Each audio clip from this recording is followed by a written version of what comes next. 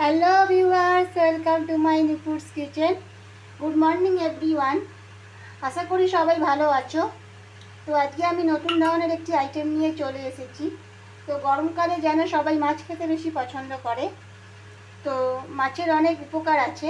তো এখানে আমি 3টে কাতলা মাছ নিয়ে নিয়েছি। আজকে আমি তোমাদের তেল পোড়া কাতলা করে দেখাবো। এটা খুবই একটা সাবেকি রান্না, যদিও এটা হারিয়ে যাওয়া রান্না। তো এখানে রান্নাটা খুবই সাবেকি এবং রান্নাটা করতে আমার বেশি কিছু উপকরণ লাগে না। তো মাছটা আমি আগে থেকেই নুন হলুদ মাখিয়ে রেখে দিয়েছিলাম, আর এখানে 2 চামচ মতন সর্ষের তেল দিয়ে দিয়েছি। তেলটা ভালো করে গরম হয়ে গেছে, দেখছো ধোঁয়া বেরোতে শুরু করে দিয়েছে। আমি একে একে মাছগুলো দিয়ে দেবো। এই তেল পোড়া মাছ রান্নাটা খেতে খুবই সুন্দর হয়। তোমরা রুই কাতলা বা ভেটকি যে কোনো মাছেরই করতে পারো, তবে এটা কাতলা মাছেরই বেশি ভালো লাগে।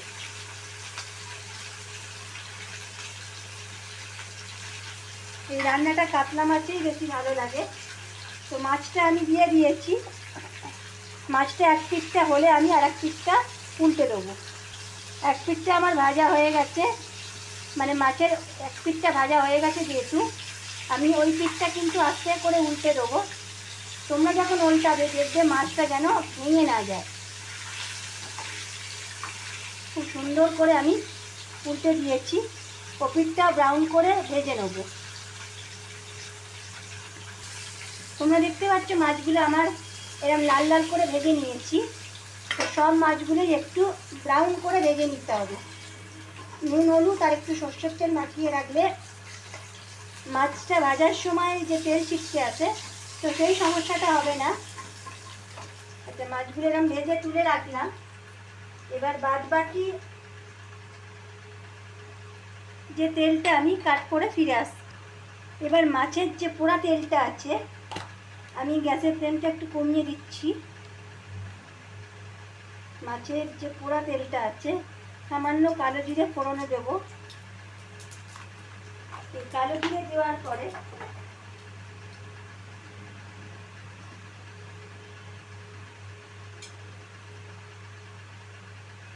এখানে আমি অ্যাড করছি 2 কাঁচা লঙ্কা।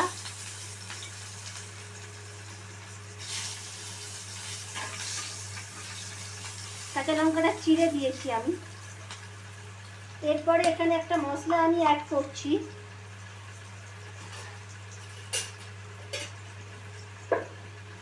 আমাদের এখানে আমি দিয়ে দিচ্ছি টমেটো আর জিরে বাটা। জিরেটা যেহেতু হজম করতে সাহায্য করে, তো সেই জন্য জিরেটা মাছের ঝোলে খুবই উপকারী। তো টমেটো আর জিরে বাটার একটা পেস্ট। জিরেটা খাবার হজম করতে খুবই উপকারী, মানে শরীরে কোনো রকম প্রবলেম হবে না। সেখানে আমি 1 চা চামচ জিরে আর একটা মিডিয়াম সাইজের টমেটোকে ভালো করে পেস্ট করে নিয়েছি। এবার মশলাটা একটুখানি কষাতে হবে যতক্ষণ না তেল ছেড়ে আসছে।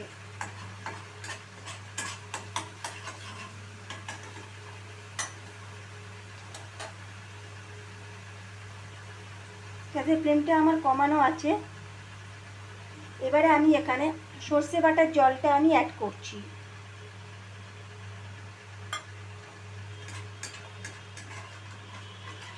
সর্ষে বাটার জলটা আমি ছেঁকেই দিয়েছি। সর্ষেটা খুব বেশি আমি দেব না।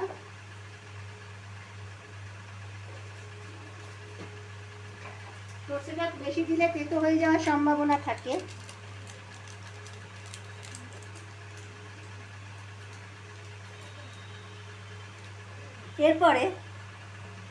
এরপরে একটা মশলা আমি গুলে নিয়েছি।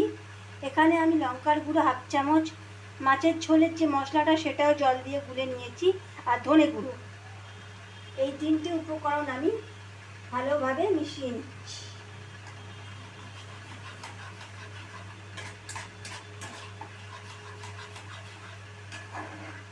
এবারে আমি দিয়ে দেবো স্বাদ অনুসারে নুন।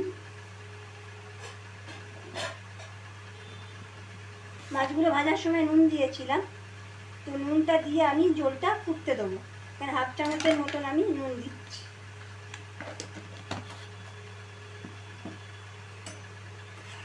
নুনটা দিয়ে আরও কিছুক্ষণ আমি মিশিয়ে দিলাম।